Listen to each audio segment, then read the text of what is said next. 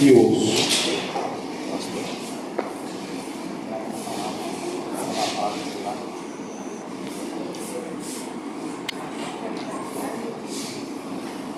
Jesus, o amor em carne e osso.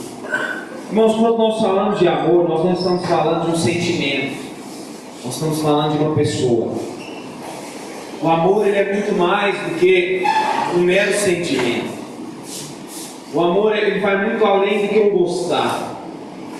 Um dia eu ouvi algumas pessoas falando, às vezes a gente vai, aconselhar os adolescentes, e nós cremos que há um tempo oportuno para estarem solteiros, e há um tempo oportuno para se relacionarem. Inclusive esse é o nome dos nossos retiros, tempo oportuno, se você preferir abreviar, fica top, retiros top. Nós vamos ter um agora em junho, e às vezes nós vamos ensinar os adolescentes que há um tempo de não se relacionar. Estão falando, olha, não está na hora. E eles vêm e falam, pastor.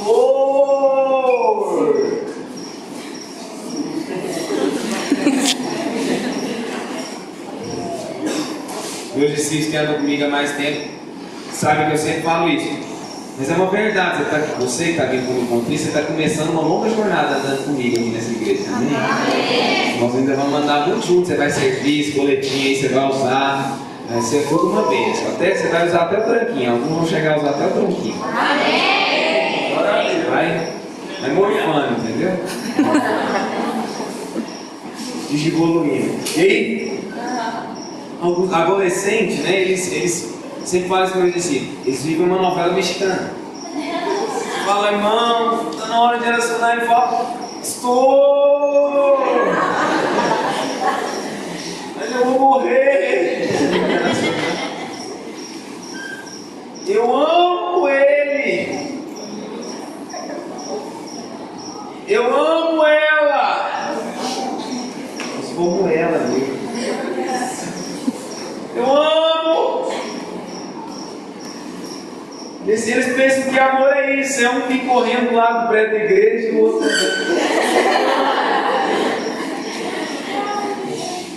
Mas vou te dizer algo, você não sabe o que é amor se para você amor é isso.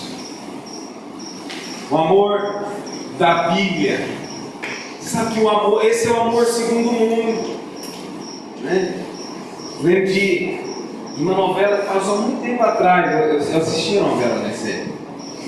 Era, na verdade, já estava dispensado de assistir. E aí, mas eu lembro que tinha um rapaz, eles eram italianos, daí eles ficavam correndo na bicicletinha, né? Maria! Lembra disso? Mateus! Ô irmão, esse é o amor do mundo, esse é o amor das novelas, esse é o amor de Hollywood, esse é o amor do Titanic. Mas deixa eu te falar algo, irmão, o Titanic afunda no final.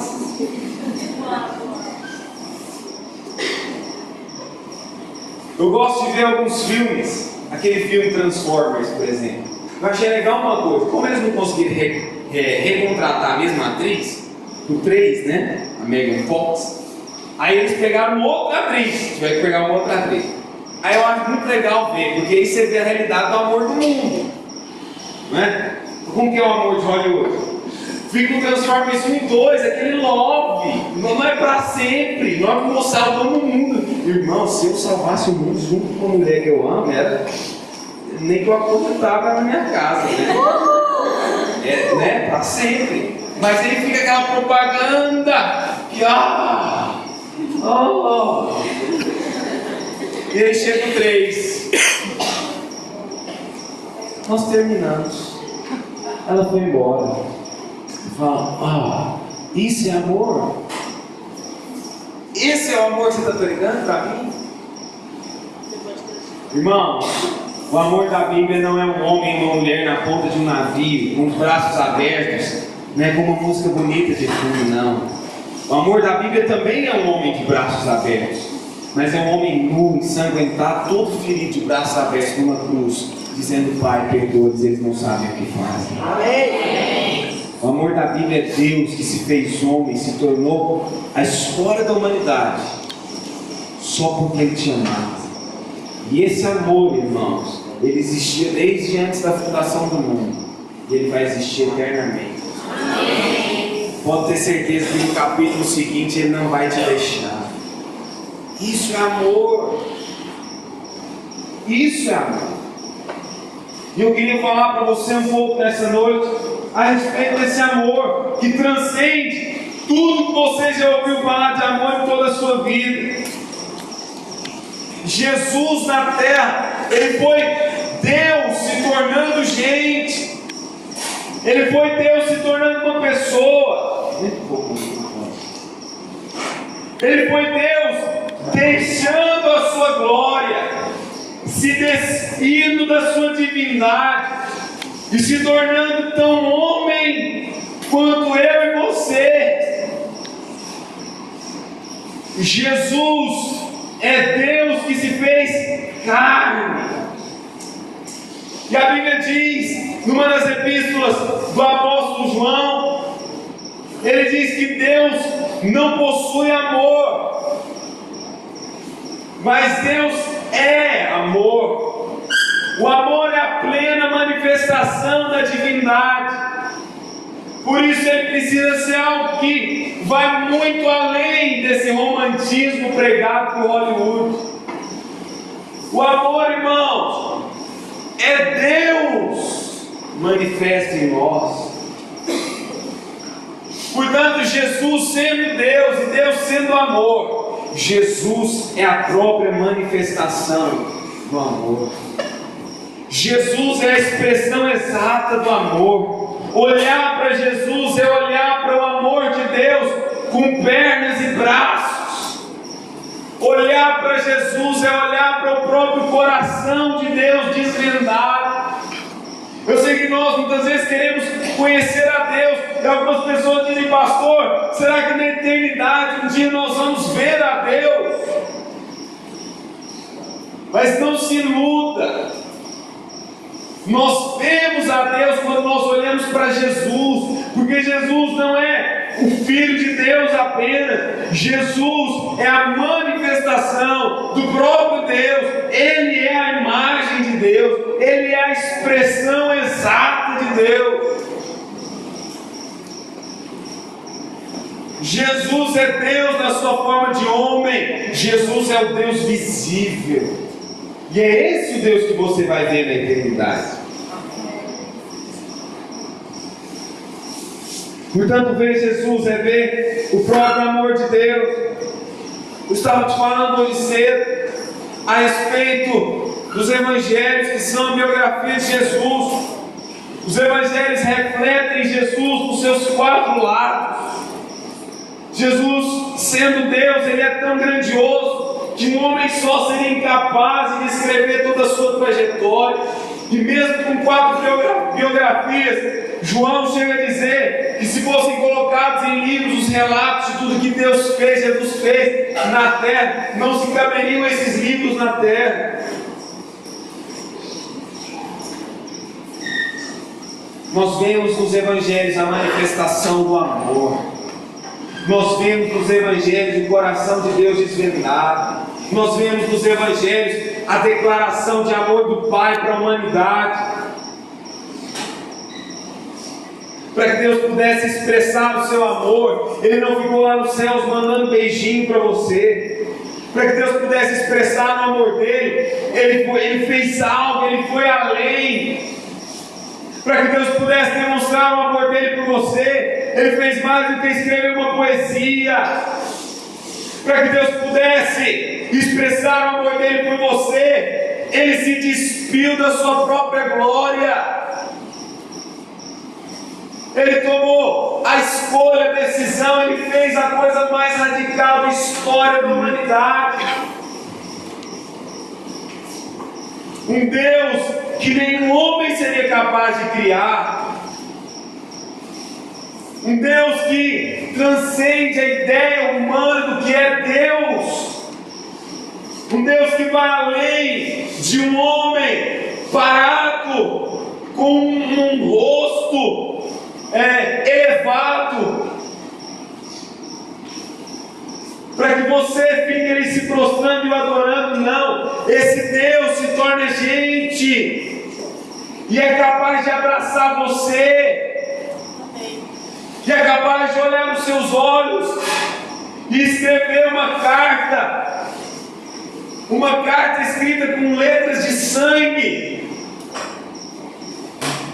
dizendo: filho, eu te amo.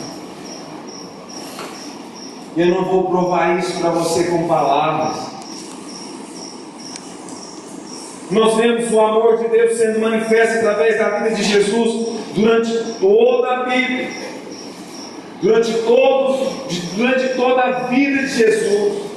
Quando nós olhamos para os evangelhos, nós vemos o coração de Deus sendo desvendado através da vida de Jesus o tempo todo. Eu poderia te desafiar a ler os evangelhos, e você iria experimentar cada leitura desse amor de Deus. Poderia falar tantas coisas, poderia pregar durante horas, talvez durante toda essa noite, a respeito desse amor grandioso do Pai manifesto em Jesus. Mas eu queria falar com você hoje do amor de Jesus durante toda a sua vida, em pelo menos 5 momentos. Em cada momento desses, destacar algumas coisas e te contar resumidamente um pouco da história daquele que não foi simplesmente um grande homem, mas foi Deus na terra como homem.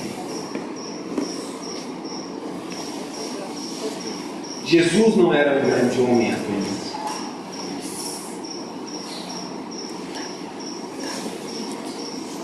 O primeiro momento onde nós vemos o amor de Deus revelado em Jesus é no dia do seu nascimento.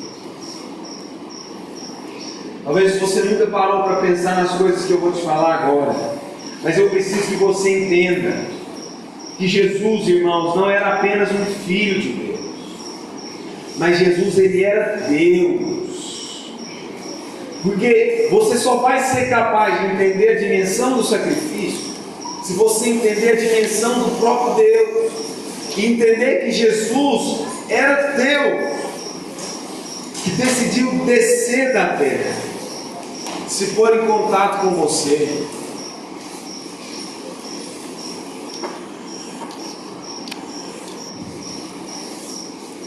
Fala em Isaías que Deus, com a palma das suas mãos, Ele pega toda a água do mundo. Você já imaginou quando você faz conchinha para poder jogar água na boca e bocejar ali quando escova o dente? Você pega uma quantia de água. Pois é, se Deus escovasse os dentes e Ele pudesse pegar na concha das suas mãos um pouco de água para fazer um cacarejo, Ele pegaria toda a água do mundo nas suas mãos. E só uma observação: por isso que cair nas mãos de Deus não é algo bom. As mãos de Deus refletem, na verdade, o tamanho de Deus. Você sabe que as nossas mãos, elas são proporcionais aos nossos corpos. Jesus, ele diz no mesmo capítulo de Isaías: olha, irmãos, há anos, séculos, milhares de anos, os cientistas querem descobrir se talvez o universo tem fim. Tamanha é a grandiosidade do universo para a nossa compreensão humana tão limitada. Pois a Bíblia diz que Deus mede o universo na palma da sua mão. Quando Jesus estica a mão assim, Ele faz um universo, 2 universos, 3 universos, 4 universos. Esse é o tamanho de Deus. Talvez de uma maneira que você pudesse entender apenas. Pois eu quero te dizer que esse Deus, todo majestoso, se tornou um bebê que fazia cocô nas calças e era limpado por uma mulher adolescente que teve um filho virgem antes de casar, excluída pela humanidade, pelo seu próprio povo. esse Deus Todo-Poderoso precisou de alguém para ensinar ele a fazer xixi. Esse Deus Todo-Poderoso precisou de alguém para ensinar ele a ler e escrever. Esse Deus Todo-Poderoso precisou de um pai para ensinar ele uma profissão. Esse Deus Todo-Poderoso se tornou verme para poder salvar os vermes. O nascimento de Jesus revela o amor de Deus. Talvez em algumas outras religiões você possa até ver, no imaginário de alguns homens, alguns deuses criados que se tornam, homens e vêm até a terra. Os deuses gregos eram assim, porque os gregos eles cultuavam o homem, eles cultuavam o corpo humano, eles eram extremamente antropocêntricos. Você vê as esculturas, as pinturas eram todas de homens nus, de mulheres nuas, porque o homem era o centro. Portanto, os deuses tinham que ser homens perfeitos.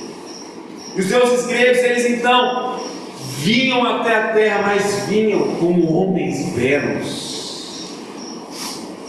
Qualquer filme épico grego você vê assim. Eles pegam ali os maiores galãs do universo para retratarem Zeus na terra. Pessoas extremamente lindas e maravilhosas que vêm apenas para ter relação sexual com uma mulher que eles achem bonita. Mas o meu Deus, irmãos, Ele não veio buscar seus próprios interesses, Ele veio buscar você. Você é o maior interesse de Deus. O meu Deus, Ele não veio na forma mais bonita. Isaías disse que quando olhava para Jesus, não via beleza nem formosura, não havia nele beleza ou formosura que nos agradasse. Sabe aquele Jesus de olho azul e barba penteada, loira? Se Jesus não tem nada a ver com judeu, nascido num deserto, com um sol escaldante, vivendo,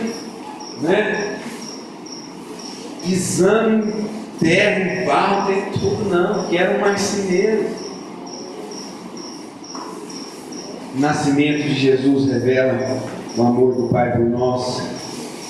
O segundo momento da vida de Jesus que nos revela o seu amor é a sua infância e adolescência. É engraçado porque a Bíblia relata apenas um momento da adolescência de Jesus. Jesus com 12 anos. Jesus com 12 anos, irmãos. A Bíblia fala que seus pais foram adorar ali no templo em Jerusalém. E ao irem embora, durante 3 dias de viagem, porque eles iam em grandes comitivas, depois de 3 dias de peregrinação no deserto para voltarem para suas casas, eles deram falta do menino Jesus. Disseram: cadê Jesus? Cadê Jesus? Você sabe que esse é o nosso maior problema às vezes. Nós começamos a caminhar na nossa vida e nós nos preocupamos com tantas coisas, quando nós menos percebemos: cadê Jesus? Cadê Deus? Tem uma semana que eu não tiro um momento para orar. Tem meses que eu não leio a Bíblia. Cadê o Senhor? Meu emprego está algumas coisas falando certo. Nós estamos peregrinando, nós estamos avançando. Mas aí Jesus ficou para trás. Cadê Jesus? Vamos procurar Jesus. E os pais de Jesus voltam e encontram ele onde? No templo. Sabe por que Jesus estava no templo, irmãos? Porque Jesus estava focado no Pai. Porque Jesus amava o Pai. Jesus só era capaz de nos amar porque, em primeiro lugar, Ele amava o Pai. Mas Jesus estava no templo também, irmãos, porque Ele sabia que Ele não era um homem comum. Ele era uma criança, mas Ele abriu mão da sua infância para viver sonhando em você todos os dias. Você sabe, eu penso que Jesus era carpinteiro com um motivo. Ele aprendeu essa profissão na sua infância. Porque cada vez que Jesus pegava para cuidar de uma madeira, ele olhava para aquela madeira. Talvez ele tenha fabricado até mesmo algumas cruzes, porque a crucificação não foi um castigo exclusivo de Jesus, aquilo era um castigo né, uma morte, uma pena para os piores daquela época. Portanto, Jesus não foi um privilégio só dele a crucificação, mas cada vez que ele lixava a madeira, ele olhava para ela e dizia: vai chegar a minha vez, vai chegar a minha hora, e eu estou preparado, eu não vou abrir mão, eu vou sofrer até o fim, mas eu vou cumprir em primeiro lugar o propósito do meu Pai, e eu vou cumprir o meu propósito por amar cada uma dessas pessoas que serão salvas com o meu sacrifício.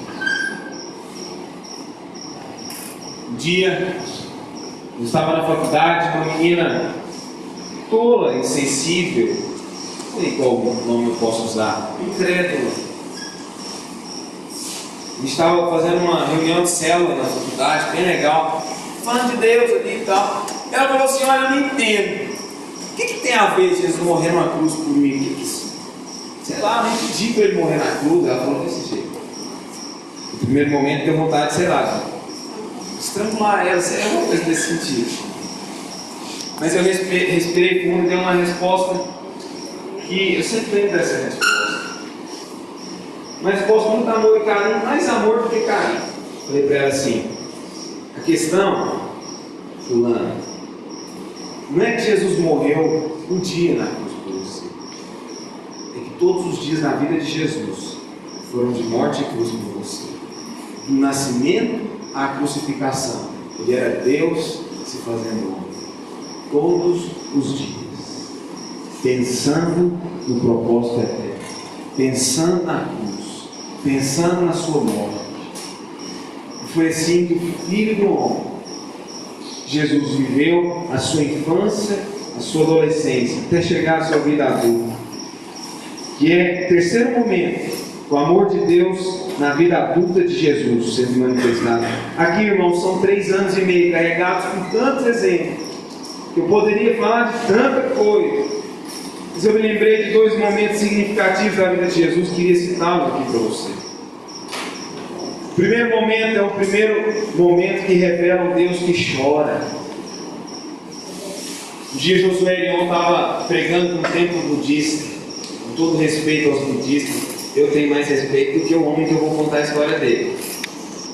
E ele viu aqueles homens, né, diante daquela estátua imensa e bem fofinha, e ela estava ali com aquela postura, né, de meditação. E aqueles homens meditando na frente daquela estátua, né?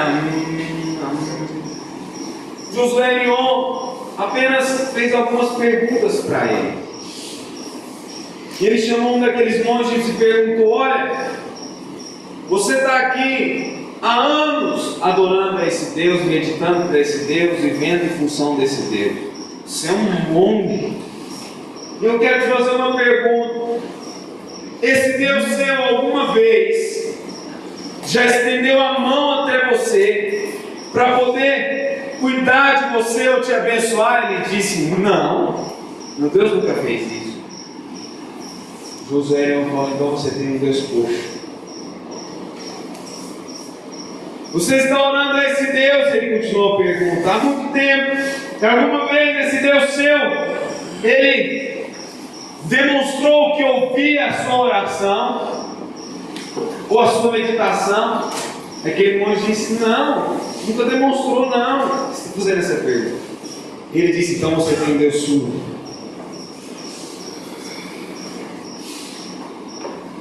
Ele disse: você ora a esse Deus há muitos anos, algum dia esse Deus olhou para você, se compadeceu dos seus problemas e liberou uma palavra na sua vida que mudasse a sua história?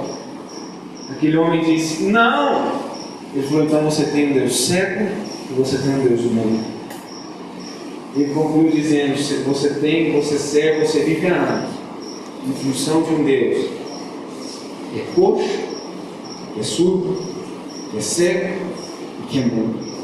Eu quero te falar de um Deus que se fez homem, por você na cruz, E que se você orar, ele vem aqui e tem um encontro com você agora. Aquele irmão se converteu naquele momento. Eu quero te falar de um Deus que é uma pessoa.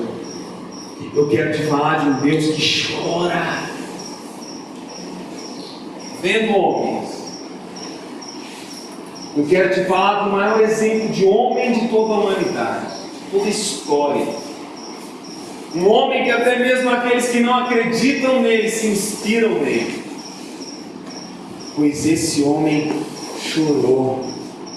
A Bíblia fala de poucos momentos onde Jesus chorou. Jesus não era um chorão que chorava por qualquer motivo. Mas a Bíblia diz de um momento, em Lucas 19, 41 a 44, ele diz que Jesus estava chegando ali na cidade de Jerusalém. Diz ele no verso 41, quando ia chegando, vendo a cidade, chorou. Mas Jesus não chorou sem motivo. O verso 42 diz, e dizia, se conheceras por ti mesmo ainda hoje o que é devido à paz, mas isto até agora oculto, está agora oculto aos teus olhos. Pois sobre ti virão dias em que os teus inimigos te cercarão de trincheiras, e por todos os lados te apertarão o cerco, e te arrasarão e aos teus filhos dentro de ti. Não deixarão em ti pedra sobre pedra, porque não reconheceste a oportunidade da tua visitação. Sabe qual era o motivo das lágrimas de Jesus? É que Jesus estava diante de um povo que aguardava pela vinda do Messias há milhares de anos. E aquele povo estava diante da consumação da promessa e estava desprezando. Eles estavam perdendo o tempo da visitação. Eu quero te dizer que todas as vezes que Deus tenta falar com você, que você o despreza, antes de Deus estender a mão da disciplina, Ele enche os olhos de lágrimas, porque Deus te ama. Deus se preocupa com você. Antes de você decidir nessa noite desprezar o que eu estou te falando, eu quero te dizer, não perca o tempo da sua visitação. Deus está aqui nessa noite querendo tocar o seu coração. O dia é hoje, a noite é agora. Não despreze, não perca. Eu quero te falar de um Deus que chora, de um Deus que se importa, de um Deus que ama. Sabe o que é maravilhoso, irmão, de andar com Jesus? É que eu posso viver sabendo que do lado de Deus lá no céu tem um homem, e é um homem de carne e osso, mas que também é Deus, mas que é homem. E Jesus não é como um minotauro ou um centauro, que daqui para baixo é Deus, daqui para cima é homem, ou daqui para baixo é homem, daqui para cima é Deus. Não, Ele é 100% Deus e Ele é 100% homem. Ele é completamente Deus, Ele é completamente homem. Ele é tão Deus ao ponto de ser majestoso, glorioso, todo-poderoso, digno do nosso louvor e da nossa adoração, perfeito, insondável, incomparável, digno. Amém. Mas Ele é completamente homem, ao ponto de ter sido tentado em tudo, provado em tudo e aprovado em tudo. E sendo completamente Deus, Ele segura nas mãos de Deus. Sendo completamente homem, Ele segura nas mãos do homem e faz a reconciliação. Ele é a ponte entre você e o Pai. Nos céus há um Deus, e quando você erra, Ele é capaz de dizer: eu sei que Ele está passando, eu entendo, eu venci, eu vou ajudá-lo a vencer também. Você sabe que no Antigo Testamento, milhares de anos antes de Jesus vir, Jó um dia questionou a Deus isso.